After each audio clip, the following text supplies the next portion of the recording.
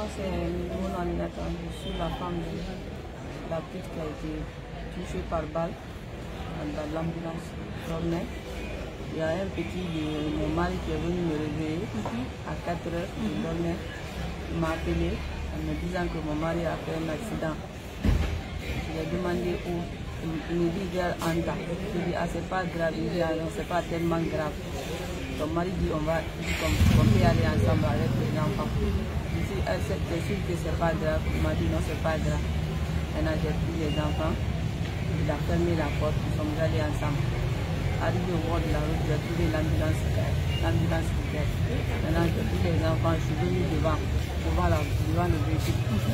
Le chauffeur m'a dit non, il faut passer derrière. Mon mari dit non, viens, passe derrière, reste à côté de moi. Maintenant, j'ai pris ma première fille, l'aînée, ils sont venus derrière.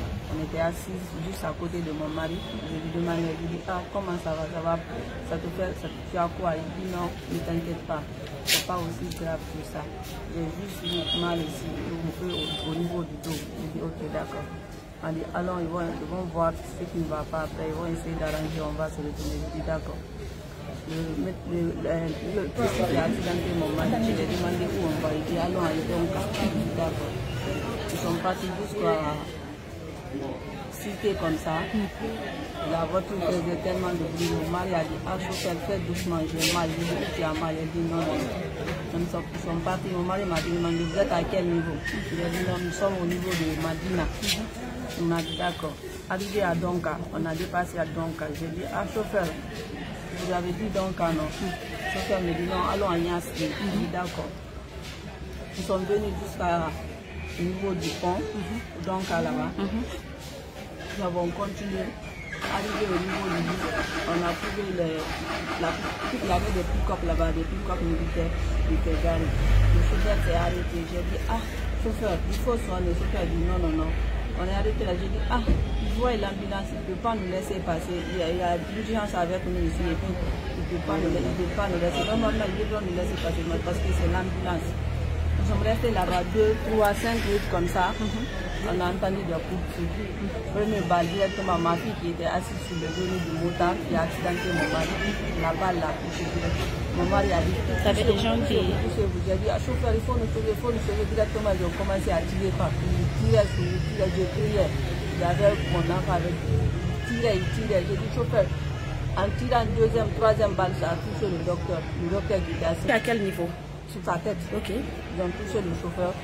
Toujours le chauffeur, le conducteur de l'ambulance, il essayait de nous sauver. Il a ouvert le portail, il a pris sa main droite, il a mis ça sur le volant, il tournait le volant comme ça.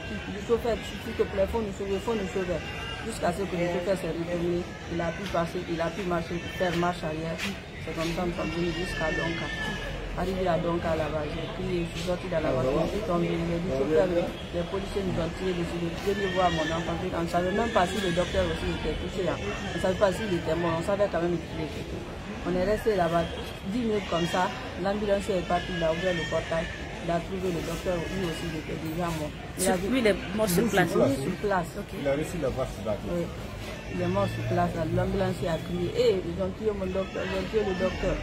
Ils ont pris la partie, ils ont fait rentrer. En ce moment, mon mari, tout lui, il était dans l'ambulance là-bas. Comme ça, ils sont venus prendre mon mari, ils ont fait rentrer. On est resté là-bas de 4-5 heures jusqu'à 11h, 12h. Mon mari était couché là-bas, il saignait. J'ai appelé le docteur. Et l'enfant maintenant? L'enfant, je n'étais renseigné de rien, je ne savais rien de l'enfant. Le docteur, il ne disait rien. Je dis, ah, comment va ma fille? Quand je demande, on me répond pas. Quand je me demande, personne ne s'intéresse à moi. Je dis, ok, on va essayer de sauver parce que je sais que ma fille est déjà morte. La manière dont elle saignait là, elle est morte. Je dis, essayer de sauver mon mari saigne. Je dis, ne t'inquiète pas. Le docteur me disait, ne t'inquiète pas. On est resté de 5 heures jusqu'à 4 heures, jusqu'à 11h, 12h. Mon mari saignait de son ventre. Personne n'est venu nous aider. À quel moment vous avez su que la petite est décédée? Dès qu'on a tiré sur la petite, non. Sur place là-bas. Dès qu'on l'a tiré, c'était au niveau du. Dès qu'on l'a tiré, non, c'est fini. Il était assis sur le genou de ce monsieur-là. Donc vous êtes venu à l'hôpital, elle était déjà décédée? Elle était déjà morte, oui. Parce que Mais comme les gens le disent, il y a certaines personnes qui disent que le chauffeur a forcé la situation pour passer. Qu'est-ce que vous pouvez nous expliquer par rapport à ça? Non, le chauffeur n'a pas forcé. J'ai perdu ma fille, je ne peux pas mentir. Le chauffeur, je suis le courant, le chauffeur n'a pas. Dès qu'on est venu, le chauffeur s'est arrêté. L'ambulance, il a garé la voiture.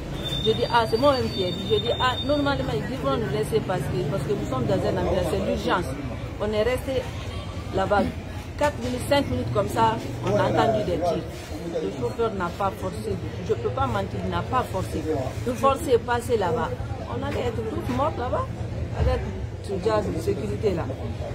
Non, le chauffeur n'a pas forcé. Vous avez pu repérer les gens qui ont tiré sur l'enfant, ils avoueraient quel genre de tenue? Rien, là-bas c'était noir, il y avait de l'obscurité partout, on ne voyait rien, on entendait seulement des tirs, Ça tirait partout, Moi-même j'étais couché, mon mari me disait, couche-toi, couchez-vous, laissez-moi ici, couchez-vous.